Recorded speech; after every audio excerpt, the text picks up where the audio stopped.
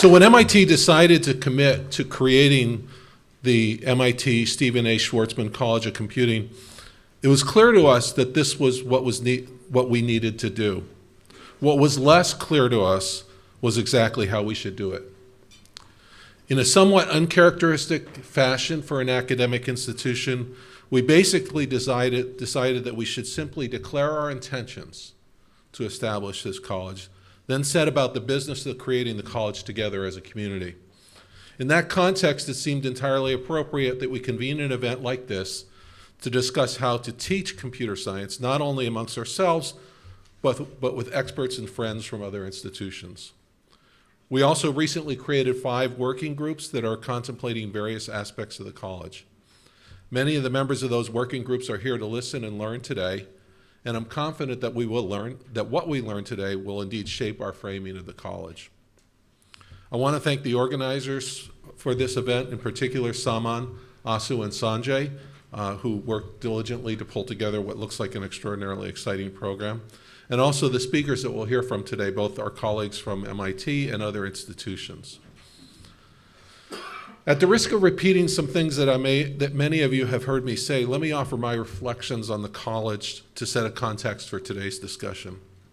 A little over a year ago, President Reif launched us on a campus conversation about what we should do about computing. In some respects, we're facing enormous challenges.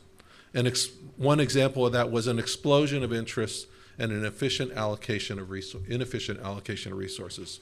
40% of MIT undergraduates are majoring either in computer science or computer science combined with another degree at MIT.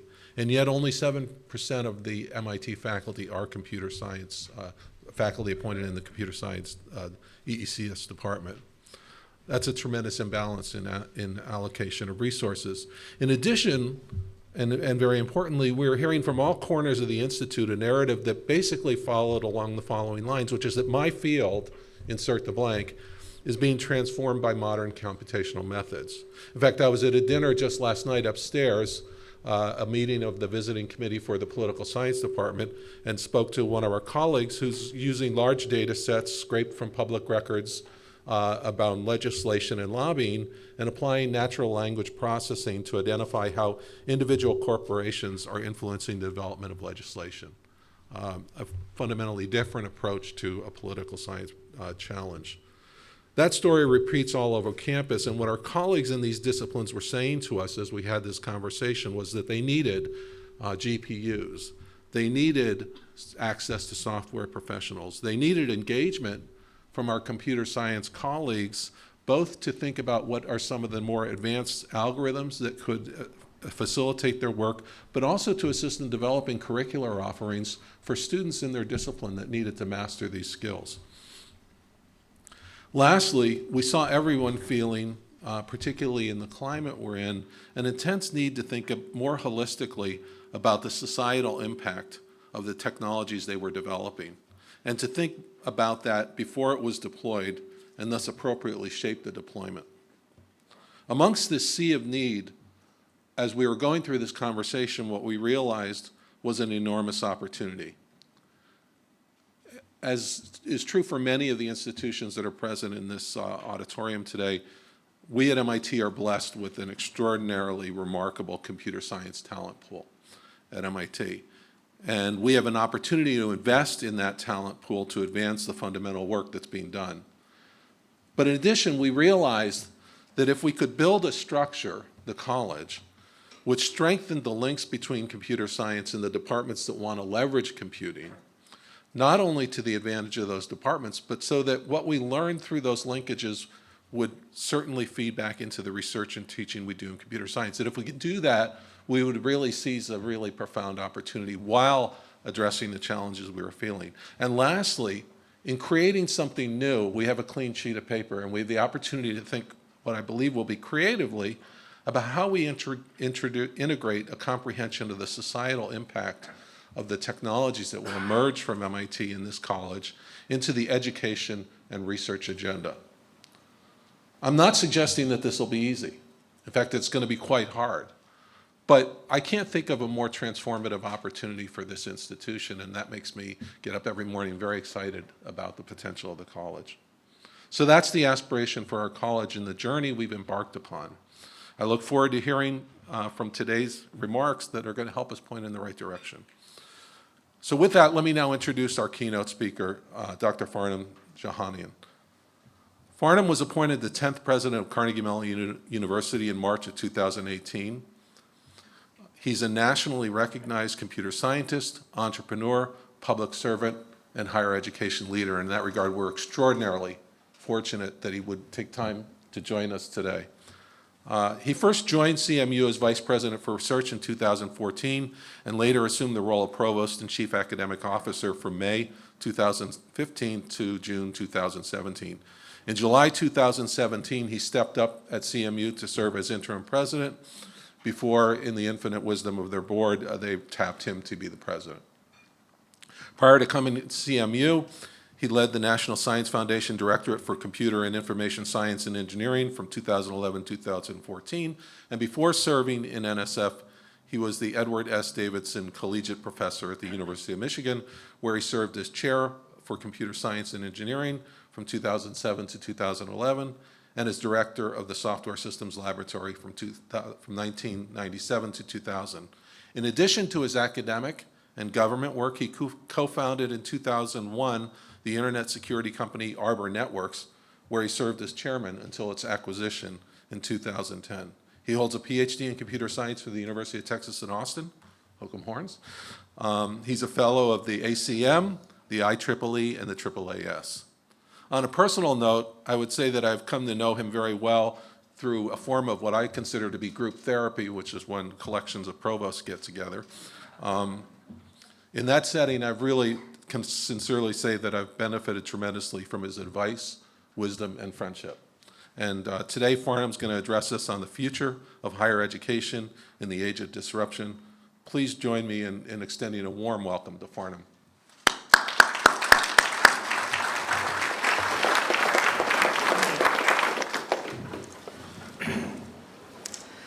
Good morning, and it's good to be with you this morning. And Marty, thank you so much for that kind introduction.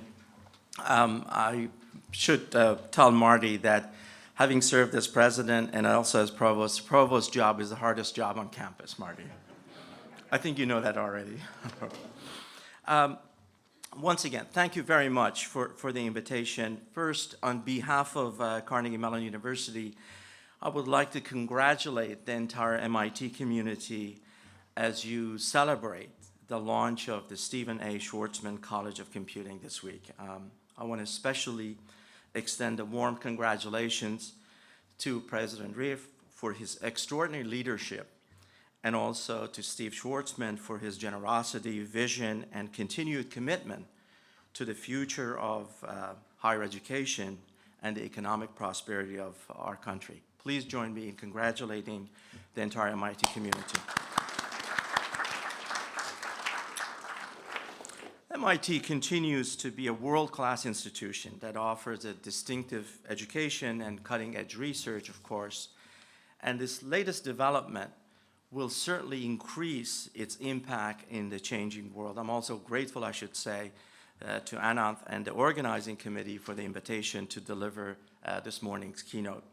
The theme of today is centered around the importance of education, and especially within the context of the unprecedented advances that we have seen in technology. So this morning, what I would like to talk about is the changing role of higher education in this age of disruption, with a particular focus on the way computation and data are underpinning these changes. To begin, I think we all recognize, and as Marty pointed out, we're in the midst of a global transformation that's catalyzed by rapid acceleration of digital technologies, including unprecedented access to computation and data. The scale and scope and pace of these advances are truly unprecedented in human history. In particular, let me see if I can find my clicker. Oh, thank you very much. To put this in perspective, if you look at the scale, we're not only dealing with a singular technology, but rather a set of interrelated breakthroughs. This dynamic of interrelated technologies necessitates cross-collaboration across disciplines. When you look at the scope of it, the impact of these emerging technologies are ubiquitous, reaching almost every sector of our economy, with a wide range of applications from healthcare to finance to transportation to energy, manufacturing, and far beyond. And of course, the pace of it, I don't need to tell this audience, is that the pace of innovation, of course, is accelerating dramatically. This requires new strategies for partnership, not only within a campus community, but also across to government as well as industry partners. Let's consider for a moment just what we have seen in the last 10 years. We could have scarcely imagined that just about 10 years ago. Imagine a day, if I said to you, by integrating biomedical, clinical, and scientific data, we can predict the onset of diseases, identify unwanted drug interactions, automated diagnosis, and personalized therapeutics. Imagine a day that by coupling roadway sensors, clinical and I should say roadway sensors, traffic cameras, and individual GPS devices, we can reduce traffic congestion and generate significant savings in time and fuel efficiency. Imagine a day that by accurately predicting natural disasters such as hurricanes and tornadoes, we can employ life-saving preventative measures that mitigate their potential impact. Imagine a day by using biometrics and unconstrained facial recognition techniques, we can correlate disparate data streams to enhance public safety. Imagine a day that by using autonomous technologies, we can have our cars drive us safely and securely without the danger of, or at least mitigating the danger of, traffic accidents caused by human error. And just imagine a day that by cataloging data from millions of photos and videos posted on social media from conflict areas, we can move rapidly to investigate and understand human impact of conflicts, disasters, and political violence. And finally, imagine a day that by integrating emerging technologies such as AI-enabled learning techniques and inverted classrooms, we can achieve personalized, outcome-based education. Now, all of these applications and advances that I talked about, they're not science fiction. In fact, this audience can attest to that every one of these scenarios is possible, at least to some extent. In some cases, we can do this today, and that's been as a result of advances that we've seen in science and technology over the last couple of decades. In fact, if we step back and look at what's happening as a result of the unprecedented emerging technologies, we see that they're catalyzed, in fact, by three major trends. One, obviously, is enormous expansion that we've seen in our computation, storage, and connectivity. Again, at the same time, what we're seeing is that exponential growth in power and reduction in cost of computation, storage, and bandwidth. Just to consider that there's essentially a supercomputer in everyone's pocket, and it's always on and it's always connected. The second trend, of course, has to do with digitization, data explosion, and advances that we're seeing in machine learning. We're in a period, of course, that's called a period of data and information that's enabled by experimental methods, observational studies, scientific instruments, email, video, images, click streams, internet transaction, and so on and so on. Data represents, of course, a transformative currency. It's a new currency for science, for engineering, for commerce, and education. And it's transforming almost every business model in industries. It's also accelerating the pace of discovery in almost every field of inquiry. And finally, the third major trend that we've seen over the last decade, or 20 years, I should say, is the ubiquitous deployment of sensors that has enabled smart systems all around us, complemented, of course, with advances that we're seeing in automation and robotics. Bottom line is that we're deeply integrating computation, data, and control into physical systems, and the melding of, if you will, melding of cyber and the physical world has become a reality. The truth is that the digital innovation that we're seeing is not just additive. It's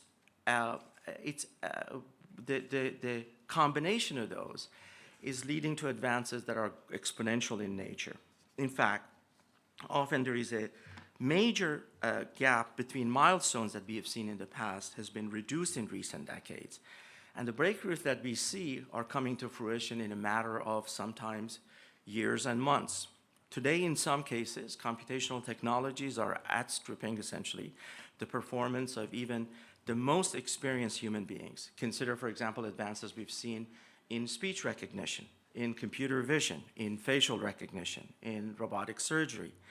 And in other cases, they're augmenting, and that's what's the beauty of it, is our cognitive and our physical capabilities, as we're seeing this in medical diagnosis, in financial market analysis, in recommendation systems, and the list goes on. In fact, the future is even brighter than I have described to you. We're now facing a future that the impossible seems very achievable. We're only a few years away from groundbreaking discoveries that are potentially going to transform our system of healthcare and our understanding of human brain. Just to give you an example of it. We're working toward, for example, a greater understanding of new brain areas and kinds of synaptic changes that occur during learning, disease states, and treatment conditions. Overall, these type of technologies are poised to transform our entire healthcare system, to go from something that was very reactive and episodic to a healthcare system that's much, much more proactive, is evidence-based, and focuses on quality of life. We can also envision, for example, much smarter cities and connected cities. By 2050, it's estimated that 2/3 of the world's population is projected to be about 9.7 billion will live in urban areas. Just imagine that we can transform our cities through essentially introduction and integration of technologies, but it's going to require us not just to bring scientists and engineers together, but you're going to have to bring public policy, and you're going to have private and public partnerships that are finding innovative solutions to transform our cities and urban areas. And of course, when you look at, for example, the area of global decision-making, there are now approaches that bring layers of global data into interactive visual systems that are going to allow us to better understand environmental and population changes. And when it comes to deforestation, when it comes to refugee flows, sea level rises, surface water changes, pandemics, urban growth, and so on and so on. And of course, the area of transportation is completely being transformed. So what I'm sharing with you is something that I think, to a large extent, the academic community, and as Marty mentioned, the computer science community has recognized. Computational and data-intensive approaches are underpinning our economic prosperity and global security. They're accelerating the pace of discovery and innovation across nearly all fields of inquiry, and are crucial to achieving our major societal priorities. I think there's broad recognition that it's happening. Of course, technological innovations have always disrupted the status quo and underpin dynamic economic changes. Today, however, as I mentioned earlier, the scale, the scope, and the pace of and the impact is unprecedented, and it's disrupting many markets and industries. Adoption is happening as breakthrough speed and scale, and of course, we're seeing acceleration of the economic impact.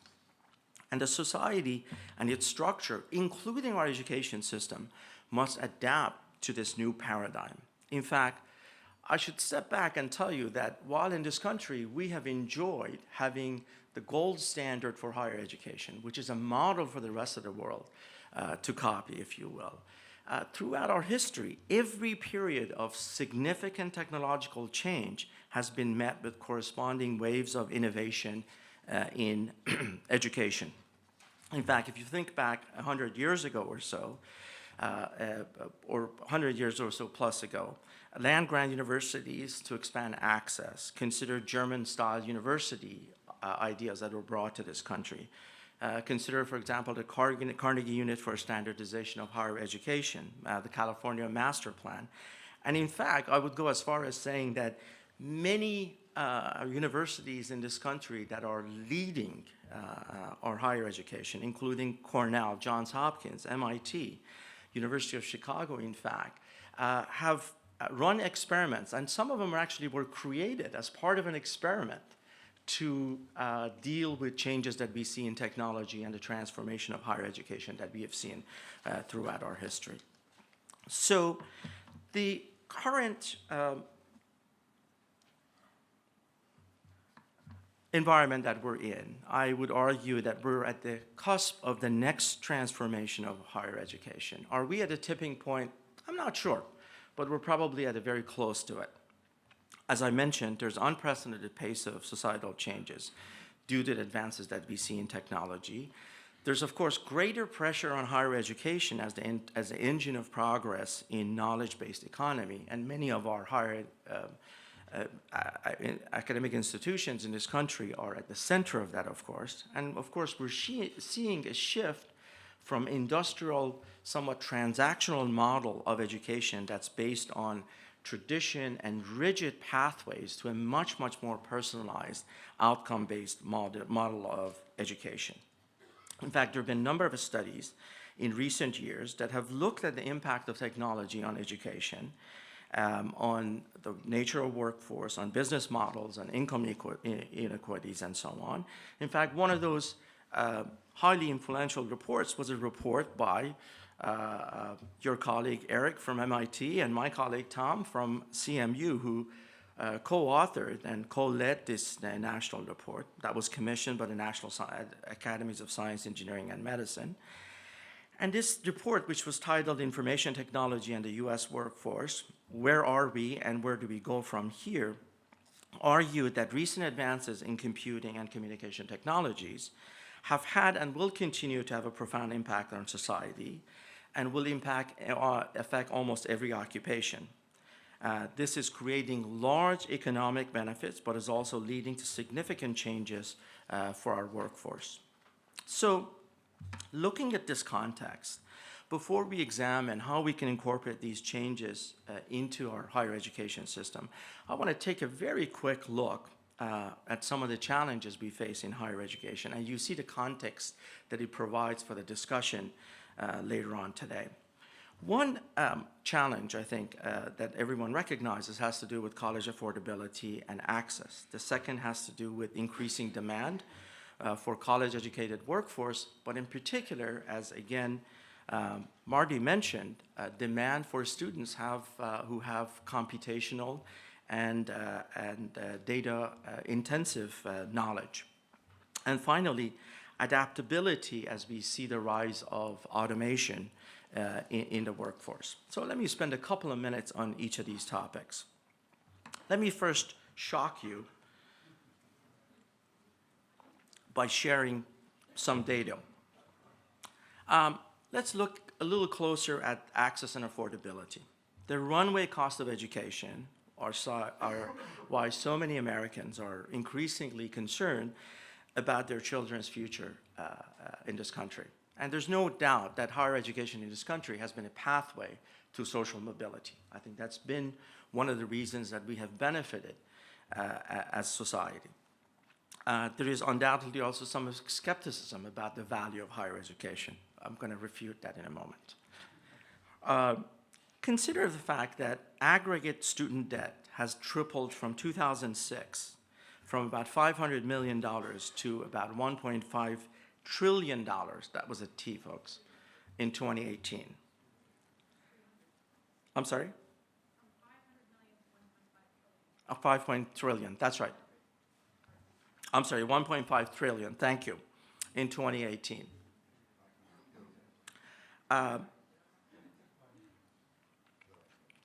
It should have been billion, you're right. Thank you. There's a correction on this slide. Although I've shown this a few times, nobody else caught it.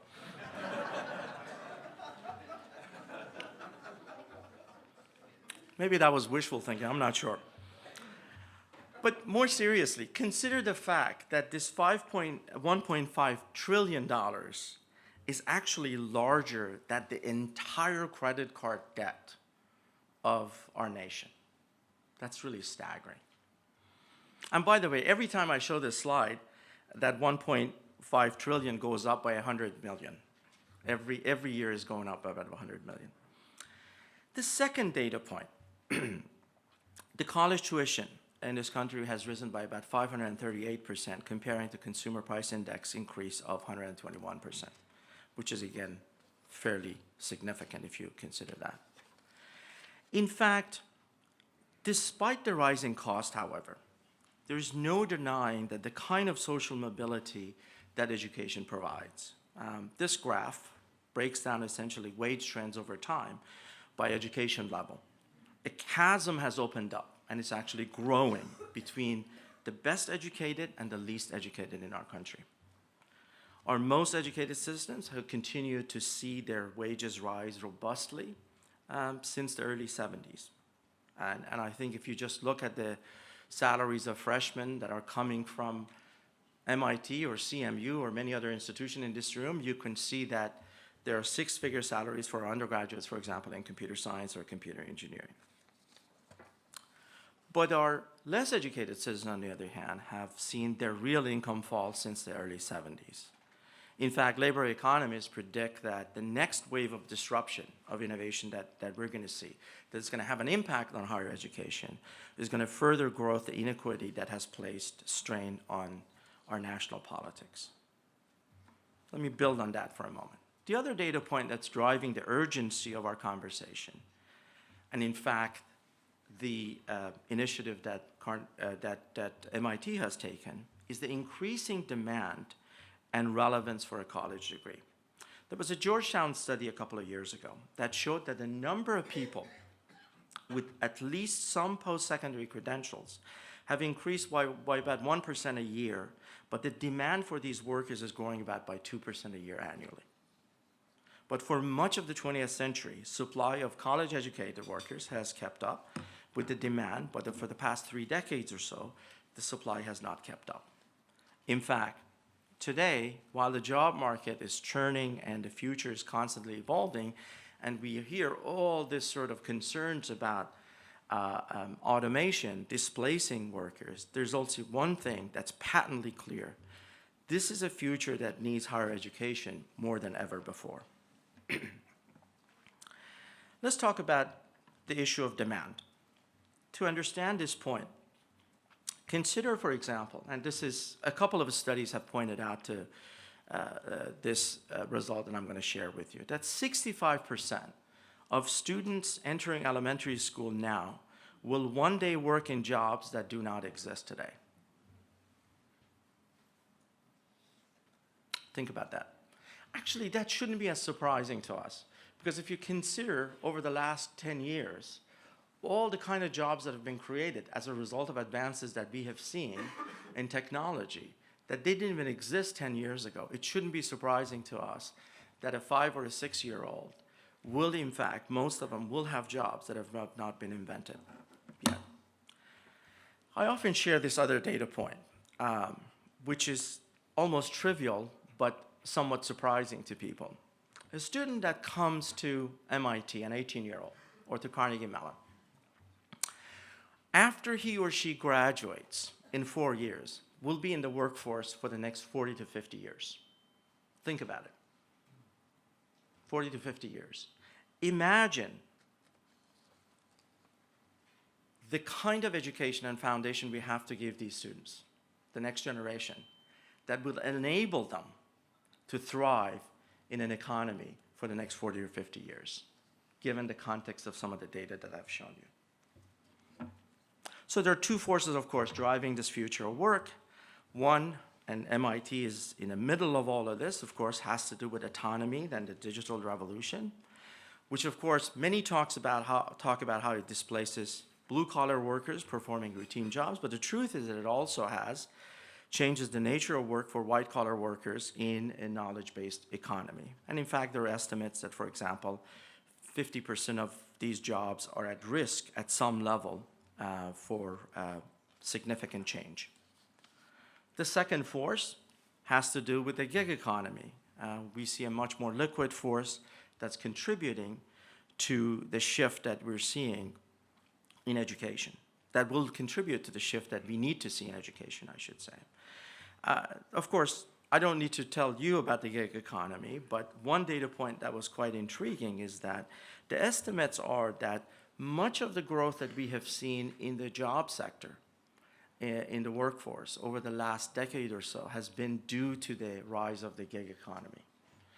And in fact, one of the data points that supports that is, in fact, the percentage of the workforce due to gig economy has gone from 10.1% to 15.8% over the last several years. And as I mentioned, estimated that almost all of the employment growth that we've seen in the US since 2005 is due to the gig economy. I'm not trying to depress you. On the contrary, these trends have the potential, in fact, to shape the educational landscape significantly. Hence the need for experimentation, hence the need for thinking about the future of the country and the future of higher education, but not continuing to follow the path that we have been on for many years. These trends, of course, have the potential to reshape the educational landscape, bringing focus on self-directed education, lifelong learning, and topics such as entrepreneurship as a foundational skill. So how do we prepare students for a changing workforce and workplace?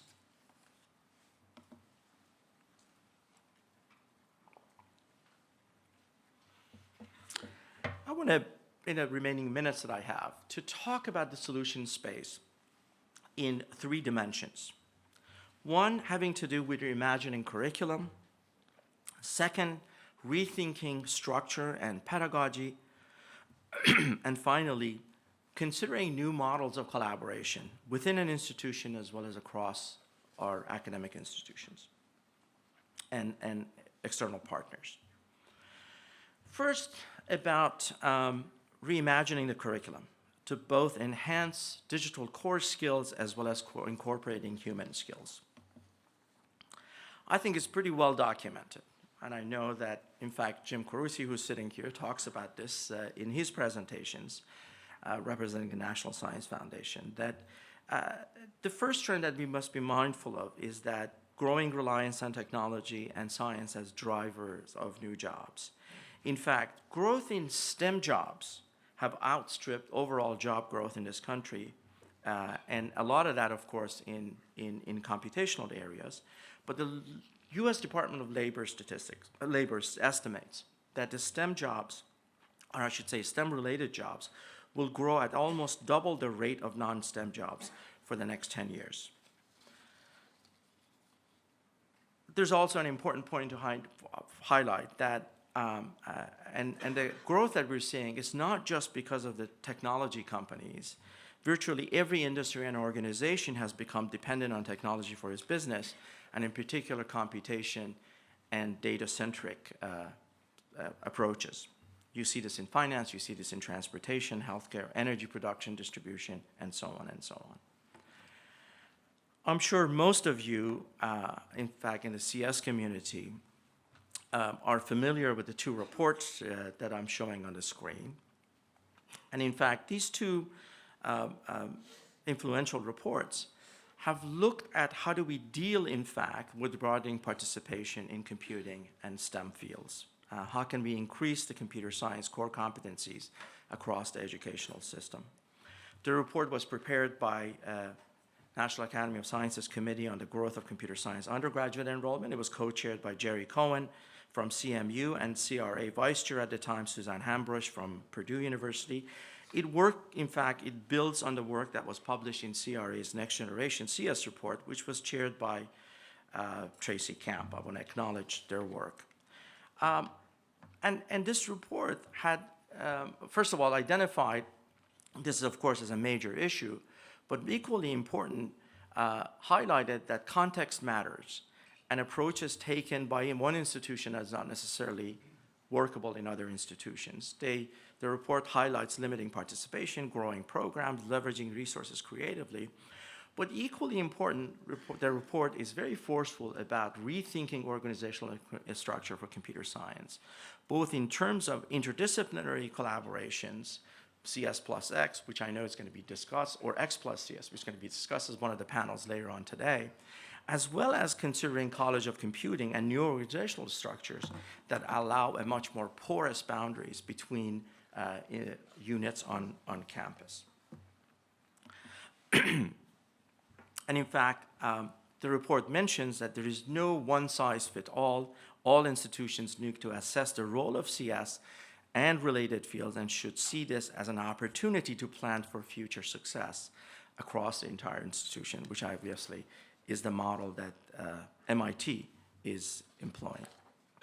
By the way, I should also highlight that we've seen a significant growth in the number of undergraduates in computer science, as Marty mentioned, much of the growth is happening as a result of all other students on campus who need to learn computational approaches and approaches that are data-centric. So the need is fairly broad-based across the university.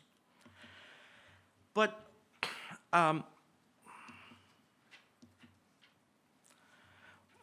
STEM is only one part of the picture. And I want to underscore that and spend a minute or so on that in particular. The argument that can be made that a liberal arts education and core human skills are just as important in the new economy. In this uncertain and constantly shifting, of course, landscape, non-automatable, if you will, human skills should perhaps serve as a foundational core competency, I should say. These skills include things such as communication, leadership, problem solving, critical thinking, organizational skills, creativity, and so on. I'm really fond of this quote from Jeff Colvin, who is one of the editors at Fortune. And in a book that he wrote a couple of years ago called Humans Are Underrated, and I'll just read the quote to you. It says, "Our greatest advantage lies in our deepest, most essential human abilities: empathy, creativity, social sensitivity, storytelling, humor, relationship building, and expressing ourselves with greater power than logic can achieve." So I want to underscore this, that it is extremely important as we think about STEM education. We also think about the importance of developing the whole individual and developing the students who go out to the real world, having not only disciplinary expertise in one area, but at the same time be able to connect to other disciplines. At the same time that we've seen the rate of progress continues to accelerate, the societal issues and intersection of technology and humanity will continue to become really important. A number of institutions, including MIT, are looking at the issues of ethics and technology. But I want to argue that we need to expand the discussion to include discussion of the critical intersection between not only ethics and technology, but also addressing issues of security, privacy, fairness, trust, and so on.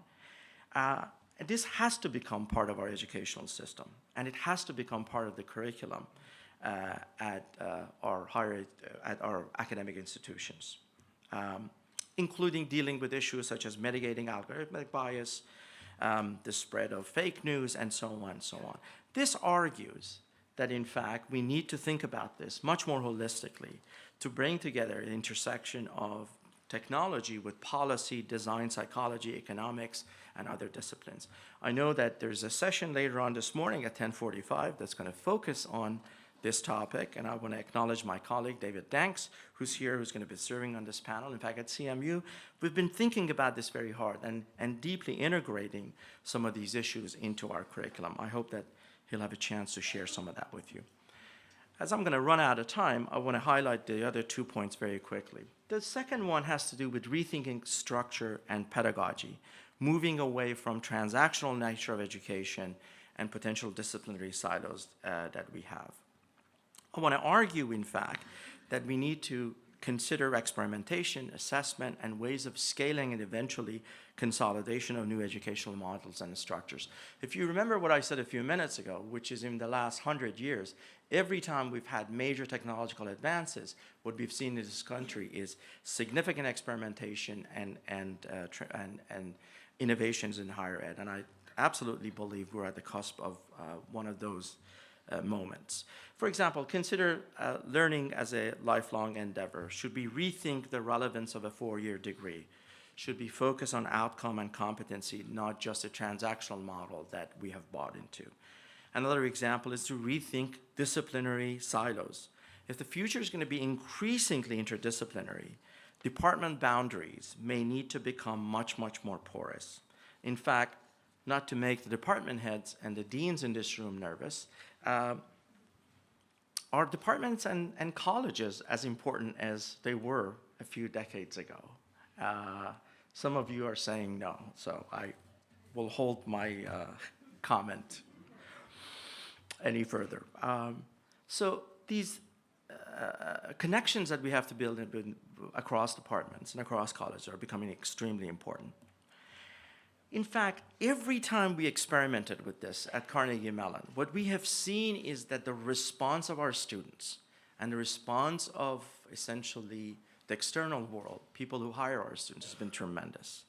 We experimented with that in our neuroscience program. We introduced a neuroscience undergraduate such that you can come into the program having essentially the same set of foundational courses, but you can get a degree from our science college with a biology focus in neuroscience, or you can get a degree from our social science and humanities college with a focus on cognitive neuroscience, or you can actually get a degree from our computer science college with a focus on computational neuroscience, and it's been received extremely well.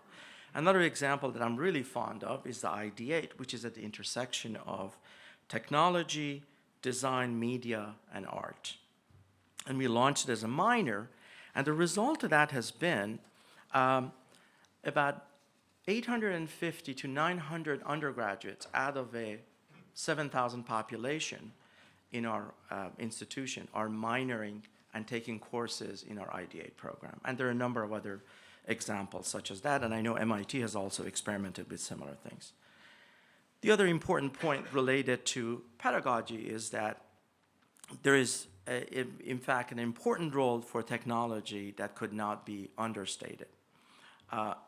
Technology-enhanced learning and potential disruption of it on innovation. I think of a grand challenge for education to be one that each student has a dedicated tutor or teacher delivering personalized learning at marginal cost. In fact, studies have been shown that could have a significant impact on learning outcomes. So this desire for personalization, desire for better learning outcomes, desire for control and controlling costs and access can potentially be addressed by technology and enhanced learning. Finally, the item that I want to highlight has to do with considering new models of engagement with the private sector and government. And this is really beyond the scope of the discussion today, but I want to just get this off my chest and plant a seed with you. We need new collaboration models. We need new policies, public policies, that in fact build, that support building human capital. Let me just share a couple of that with you. In this country, we need to start thinking as, rethinking as human capital development as long-term investment by the private sector. In fact, we need to think about it in the public sector or the government, tax incentives for, and fiscal policies for investing in human capital. In fact, much of our tax policy in this country supports capital investment, but not human capital development. Another example of it that, and I'm quite fond of, is thinking about creative options for financial aid, such as income share agreements and so on. But the list goes on, and I wanted just to share that with you, that in this country, we need to have really fairly progressive policies towards supporting the next generation as they look at education as the source of mobility. A couple of slides before I wrap up. I was asked to share also some thoughts on our experiences, and of course, I want to first start by saying that local context matters, and that's my last bullet. That's actually the most important thing. There is no single recipe for, in fact, creating the kind of higher education that's much, much more porous, provides our students the kind of foundational knowledge and competencies that they need. So the local context matter, the organizational, cultural, budgetary environment of every institution is different. What we have observed is that intellectual and practical justifications are often mutually reinforcing. By that I mean, whether for intellectual reasons, such as we need to make sure students have computational and data-intensive skills, or practical reasons, as Marty mentioned, 40% of the students on this campus are majoring in computer science or related fields. It turns out these are mutually reinforcing and they're opportunities for all academic institutions. We, and when I say we, I mean computer scientists, have to take a much more expansive but inclusive view of computing. And I think that's been recipe for success for institutions like Carnegie Mellon. Also, we need to keep disciplinary boundaries, as I mentioned, porous, and that allows us to strengthen connections between academic units. Furthermore, continuous experimentation and risk-taking requires stakeholder commitments, but I can't underestimate the importance of experimentation in this environment. And finally, again, for my fellow computer scientists, we have to be very, very sensitive, and I've lived through this in my career, to the perception that computer science may become insular by becoming a separate, larger unit on a campus. I think to a large extent, the experiments that we have had in other institutions shows that's probably a perception. But we have to be really aware of it, and we have to be very sensitive to that notion. To wrap up, Horace Mann in 1848 said, "Education beyond all other devices of human origin is the great equalizer and the balance wheel of social machinery. Indeed, higher education is unique in its power to catalyze social mobility. It can bridge social, economic, racial, geographical divides like no other force. But if we want education to continue to be an active force for equality and not the inadvertent, I should say, engine for inequality, we need to commit ourselves to major transformations. The future is arriving faster than ever before, and it's looking vastly different what we've seen it. So we must embrace a system that allows these unbounded connections across organizations and disciplines. It further encourages and nurtures continuous innovation and new models, and of course supports lifelong learning as a guiding principle. With that, once again, I want to congratulate our colleagues at MIT on the launch of the Computing College, and I look forward to watching their success in the future. Thank you very much.